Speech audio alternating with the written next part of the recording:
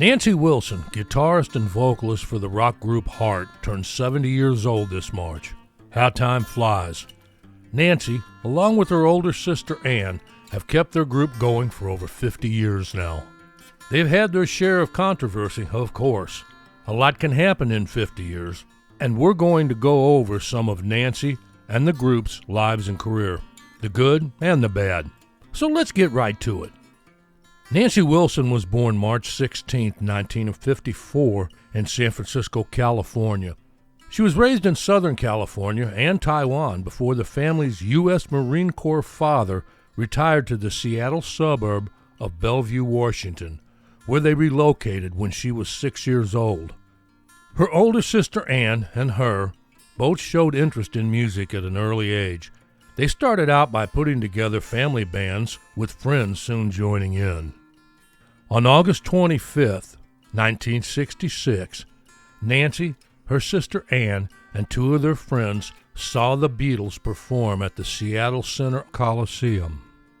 Nancy said they only played live for about 30 minutes, and then went on jokingly saying, "You could almost hear them."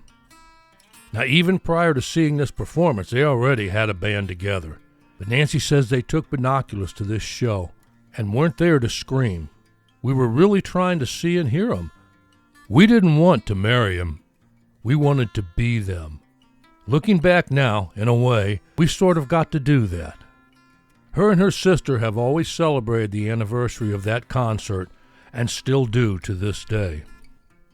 With band names like Rapunzel and The Viewpoint, Nancy and her sister played a variety of music at local venues. But as her sister Ann started off to high school and found other bands and musicians there, things would start to change a little. But Nancy would keep on playing the guitar and working on her piano skills and songwriting. In her senior year, Ann Wilson would answer an ad from a group looking for a drummer and a vocalist. The two guys looking were a guitarist named Roger Fisher and a bass player named Steve Fawson. They were to form a band called Hocus Pocus, changing from the previous name of the Army. Hocus Pocus would soon change their name to White Heart, and then dropping the white and becoming known simply as Heart. Meanwhile, Nancy would finish high school and go on to college. She would keep playing the guitar, doing solo acoustic shows at student unions, performing covers of Joni Mitchell and Paul Simon songs, as well as an occasional original she had written. Now, how the sisters reunited together in this band is a long and winding story. Most stories you read or hear simply state Ann had been with the group for a few years and called Nancy, telling her about how good the band was and she should come home and audition, and she would end up getting the gig. But Ann had some pull with the group by this time. She had quit school and left home to go live with Mike Fisher, the group's part-time musician, sound man, and manager, who was also the brother of guitarist Roger Fisher, who had started this group long ago. Now, Roger was about to meet his brother's girlfriend's sister, who was a very talented acoustic rhythm player, singer, and songwriter, and he was soon to fall madly in love with Nancy Wilson. "It was love at first sight," Roger Fisher said. "I don't know how this stuff happens. It's like there's an angel pulling strings." The Fisher brothers got together with the Wilson sisters, and it was just fantastic while it worked. It was a really powerful combination. Nancy gives Roger Fisher much of the credit for helping her into the electric guitar. She was basically an acoustic rhythm player when she joined Heart. But as time would go on, she would play a little more electric, especially after the firing of Roger Fisher in 1979. But that's more for a story for later on in this video. Now with the group together, the band had recorded a demo of their soon-to-be hit song, Magic Man. This was a song Ann had written about her love with Mike Fisher and her leaving home. After signing with the Mushroom label, the band put together their debut album, Dreamboat Annie. The album was a hit up in Canada in 1975, and once released in the United States in February of 1976, it became a huge success. This being one of the first girl-fronted rock groups, they were a big draw to their live shows. Nancy says that they didn't dress the way everyone wanted them to, meaning they wanted them to dress with more sex appeal. The girls dressed, as Nancy put it, like gypsy hippies, which, as she said, they were comfortable being. These girls were into it as they always had been, for the music. They were fast becoming great songwriters and stage performers.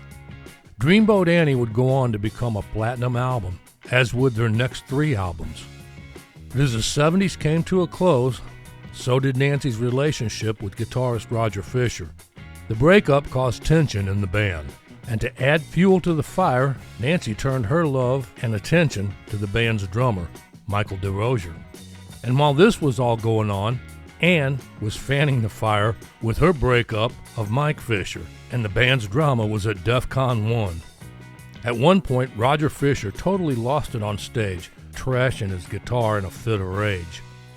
Now, Ann said that the smashing continued backstage, and once Roger hit the wall right next to Nancy's head, and that's when Ann grabbed her sister and left. Soon after that, Roger Fisher was voted out of the group. Would they be able to survive? Though their next studio album, the band's 5th, titled Baby Lestrange, released in February of 1980, did pretty well. It was their first album without Roger Fisher on guitar or his brother Mike, who had been a manager and co-producer in the group. But this was to be their last album for a few years. But through the beginning of and to the mid-80s, the band just didn't seem to have it. They would put out a couple more albums, which I thought they were pretty good albums. They were Private Audition and Passion Works, but records and ticket sales were down. But their music and show just wasn't what the record companies were pushing anymore. So it was time for a change. They switched over to Capitol Records, who suggested bringing in some other songwriters, and with a new look and album that was simply titled Heart, they picked a song that was written by Martin Page and Bernie Taupin, longtime collaborator of Elton John. They wrote a song which would later be titled These Dreams.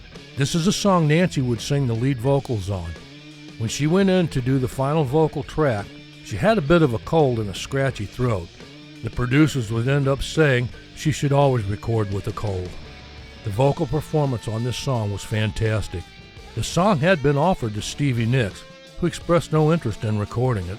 But the song, These Dreams, was released as the 3rd single from the Heart album, becoming Heart's first single to reach number 1 on the Billboard Hot 100. This was on March 22, 1986. The album would be certified 5 times platinum. Over the next 8 years, Heart would release 3 more albums for Capitol, one going 3 times platinum, and another going 2 times platinum, and one going gold. Not a bad comeback at all. They did it where many failed.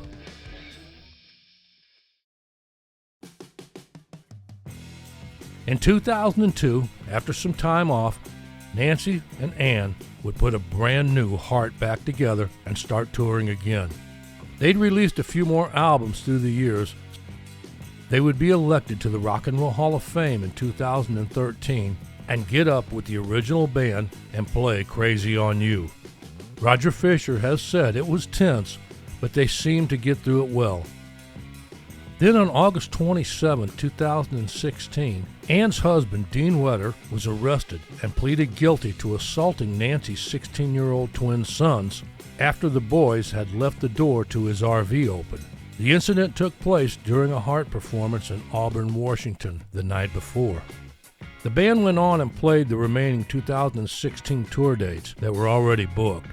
Ann and Nancy's relationship was strained by the incident. Following the end of the tour in October of 2016, the sisters opted to tour on their own side projects. In April of 2017, both sisters said the band had not permanently disbanded, with Ann saying they were just simply on hiatus.